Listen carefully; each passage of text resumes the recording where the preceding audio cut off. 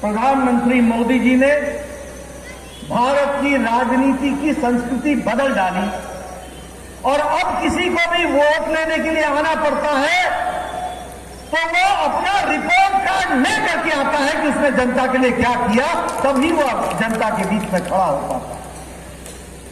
अब देखिए ना, आजकल लुभावने नारे लेकर के आते हैं कि हम नौकरी देंगे। जनता के सामने यह प्रश्न खड़ा होता है कि जो लोग ये बोल रहे हैं कि नौकरी देंगे, इन पर विश्वास किया जाए कि नहीं किया जाए, इनको माना जाए कि नहीं माना जाए। मैं सबको एक बात बोलता हूं, कभी भी किसी के कहे पर विश्वास मत करो। क्या वो करेगा, इसके आधार अगर कोई है जानने का, तो क्या उसने पीछे किया है वही तय करेगा कि आगे करेगा कि नहीं करेगा, इसका आधार बनेगा। से विकास हुआ, हमारे प्रत्याशी ने बताया कि किस तरीके से विकास हुआ। ये छाती ठोक के विकास की बात इसलिए करते हैं कि क्यों इन्होंने करके दिखाया है और आगे भी करके दिखाएंगे, इस बात पर हमको विश्वास रखना है। यहां के प्रत्याशी का चुनाव नहीं है, यह चुनाव बिहार के विकास का चुनाव है। यह चुनाव जीवन के अंदर शांति, अमन, चैन रहे, इसका चुनाव है। इसको हमको समझना चाहिए, इसको हमको ध्यान में रखना चाहिए। इसलिए आप सब लोग, क्या आप चाहते हैं कि लालटेन युग आए? चाहते हैं? क्या चाहते हैं कि बिजली ढिबरी में बदल जाए? आप लालटेन युग चाहते हैं या एलईडी युग चाहते हैं? बताइए, कौन सा युग चाहते हैं? आप कानून राज चाहते हैं या गुंडा राज चाहते हैं? आप बताइए, आप बाहुबली चाहते हैं या विकास का बल चाहते हैं? आप बताइए कि आप लूट की सरकार चाहते हैं या डीबीटी से सीधा सीधा आपके खाते में पैसा जाए, इसकी व्यवस्था चाहते हैं? मित्रों, अगर ये सब चाहते हैं तो रास्ता एक है, रास्ता है एनडीए।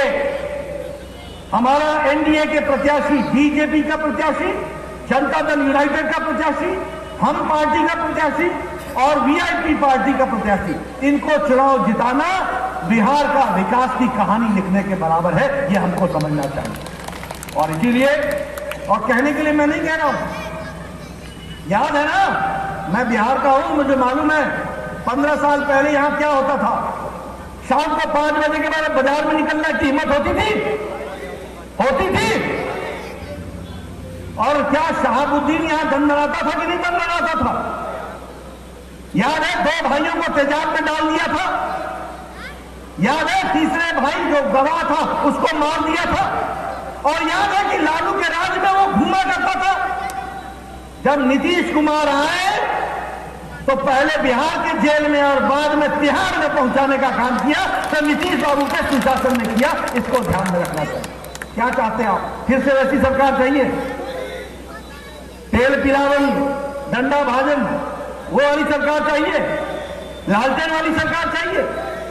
और सुन लो एक बात, आरजेडी के साथ मिल गया माले, मार्क्सिस्ट लेनिनिस्ट। ये तो अराजक पार्टी है ही है, वो विध्वंसकारी पार्टी, जो विध्वंस को अपना रूप मानते हैं। इछड़ी कांड भूल गए? इछड़ी कांड, पिपरा कांड भूल गए?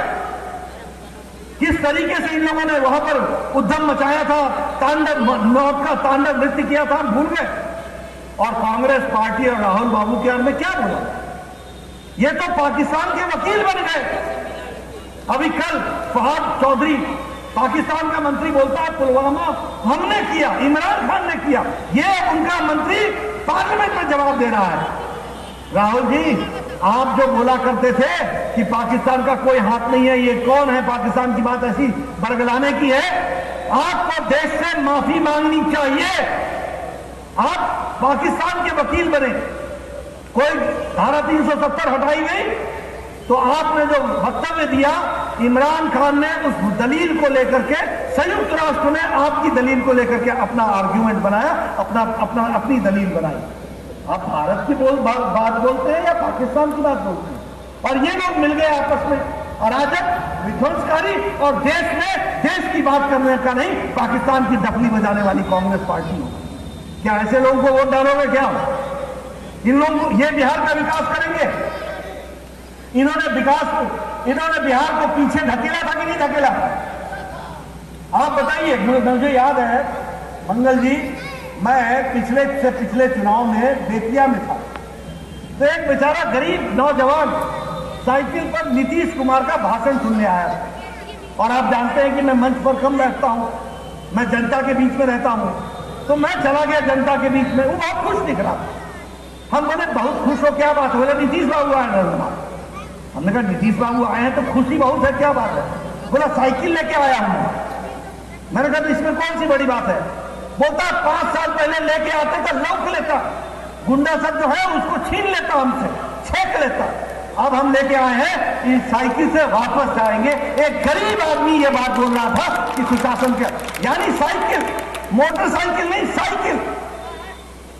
10 साल 15 साल पहले लोगों को यह भी विश्वास नहीं था कि शाम को अगर नीतीश बाबू का सवाल सुनेंगे तो घर वापस ठीक से पहुंचेंगे नहीं पहुंचेंगे। और जब नीतीश बाबू मुख्यमंत्री बने तो कहा कि साइकिल से आएगा और साइकिल से वापस जाएंगे, और कोई लौकेगा नहीं, कोई छेकेगा नहीं, कोई रोकेगा नहीं, साइकिल हमारे से रहेगी और साइकिल के साथ जाएंगे। ये घटना जमीन की मैं आपको सुना रहा हूं। आप बताइए, आजकल बहनें, हमारी छोटी छोटी बहनें पोशाक पहन करके, स्कूल ड्रेस पहन करके साइकिल पर स्कूल जाती है कि नहीं जाती?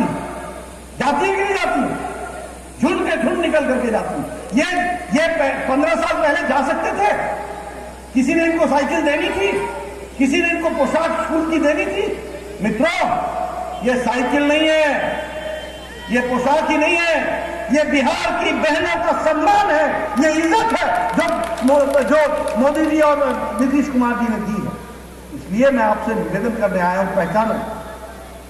उजाले की इज्जत तब तक होती है जब तक तुमको अंधेरे का एहसास हो। अगर अंधेरे का एहसास नहीं होगा तो उजाला समझ में नहीं आएगा। विकास समझना हो, आज हाईवे बन रहे हैं कि नहीं बन रहे हैं? बताओ, हाईवे बन रहे हैं कि नहीं बन रहे हैं? सड़कें बन रही हैं कि नहीं बन रही हैं? मेडिकल कॉलेज का शिलान्यास हुआ है कि नहीं हुआ? आप सोचो, 15 साल पहले मेडिकल कॉलेज और सीवान सोच सकते थे क्या? कभी सोच सकते थे? इसलिए मैं एक ही बात कहूंगा, सीवान की जनता जागरूक है। आप बताओ, आज आपको आजादी मिली है कि नहीं मिली है? सीवान को खासकर पूछ रहा हूं। गुंडा राज से आपको आजादी मिली कि नहीं मिली? सुशासन मिला कि नहीं मिला? संभाल के रखना है कि नहीं रखना है? अगर संभाल के रखना है तो याद रखना, एनडीए के प्रत्याशियों को विजय हासिल कराना और नीतीश जी को फिर से मुख्यमंत्री बनाना, ये हमारी जिम्मेवारी है। आपने इसको पूरा करना, ये आपसे मैं निवेदन करने आया।